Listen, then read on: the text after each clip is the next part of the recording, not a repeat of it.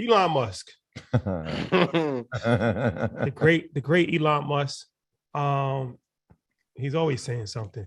He's always saying something. He recently made news when he said that the robots actually have an opportunity to be the biggest part of Tesla's business, bigger than cars, bigger than electric panels, Yes, number one focus. solar panels, number one focus. And then also he made that coin go up crazy. Yeah. He said that he would eat McDonald's alive if They accepted if they Dogecoin. accept Dogecoin. And then McDonald's said, well, then the Grimace coin when Grime coin, no, because McDonald's made a statement saying something. I forget what they said. They said something about the Grimace coin. Yeah, it was a Grimace coin. And then Grimace coin went up. Like 52,000%. 52,000%. So Tesla stock, a lot of people are invested in Tesla stock, and it's been, something that's been up and down. It's actually up $90 today. Yeah. It's back almost at $1,936, 938 after hours. Listen, you guys know I'm not pro options, but any of you hit option today on Tesla, congrats. Amazing. Go ahead. So how you feel about Tesla stock? I'm long-term investing in Tesla. You a Tesla stock owner or option owner? Well, I have an option owner, and I'm thinking about maybe exercising one or two of the contracts to get to the top with them. But so my option call on Tesla was at 500 for 2023 of January next year. So obviously I'm just calculating that. I've looked at the price targets on that. Everybody has it pretty much by that point, maybe at 13 to 1,500. It's kind of the consensus. I know Kathy was something like 3,000 or something like that.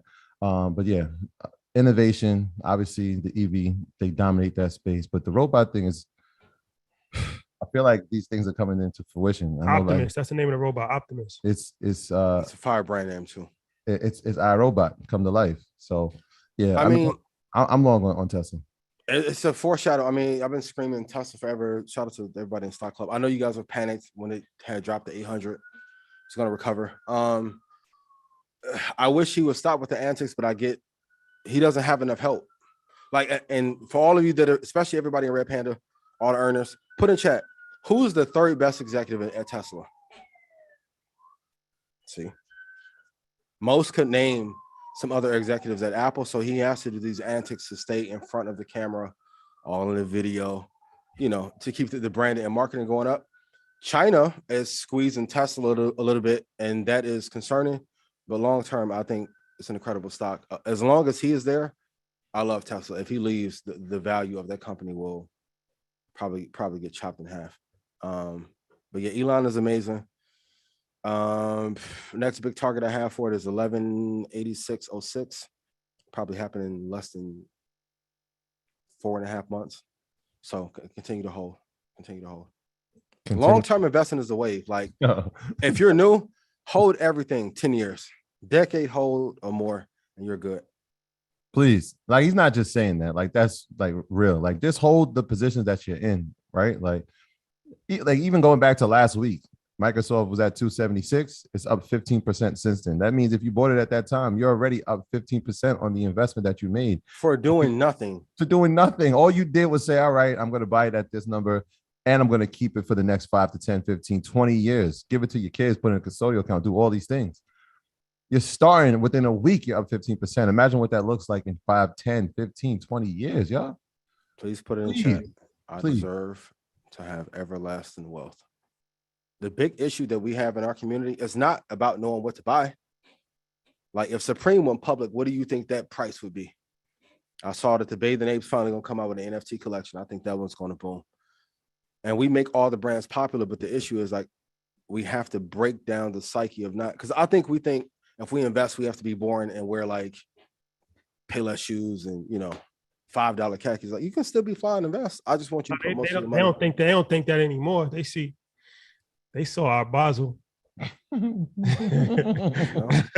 So another one. Hey, shout out Khaled. But we the best. Continue to hold everything for an eternity. And if you look at the people that have really built wealth, go look at the Walton family. I know I'm gonna sound like Kanye. Walton family, Rothschilds, Disney, the original families who founded this country, how long have they held their assets on average? Like I say, clip this up, please. Never listen to me.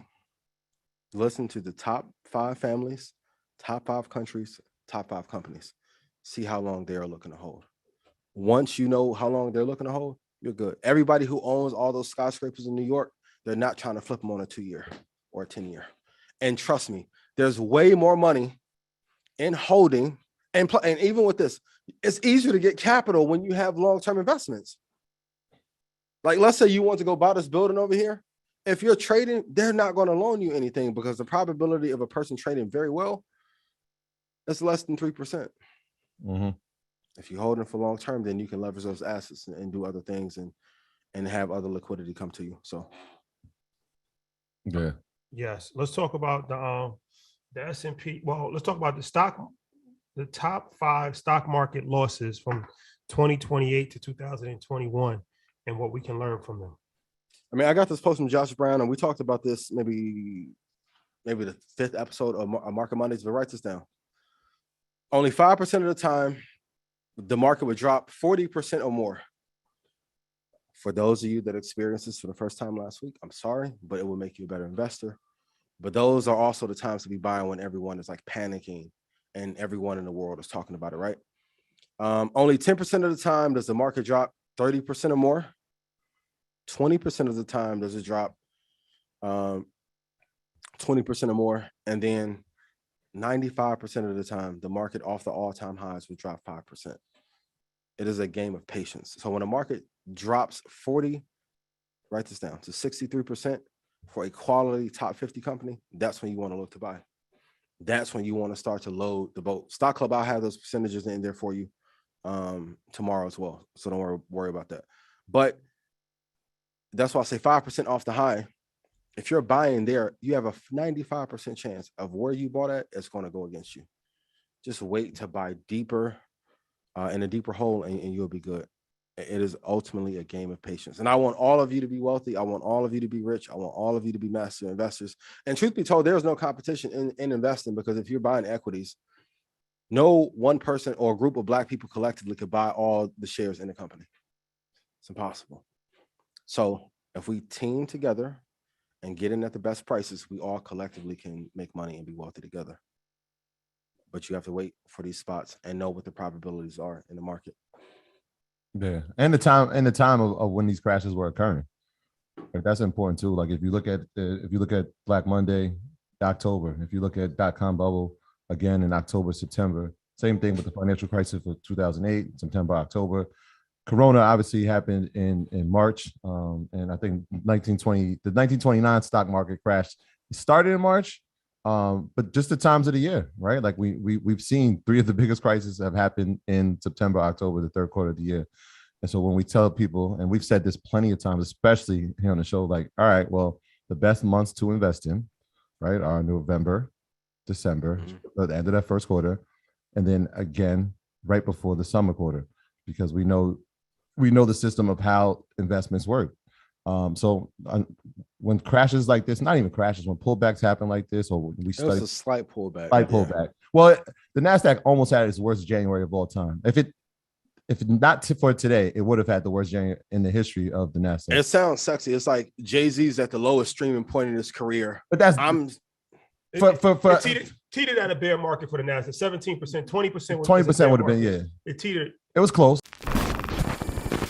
My graduates from my school being Forbes, bag drop. Bag drop.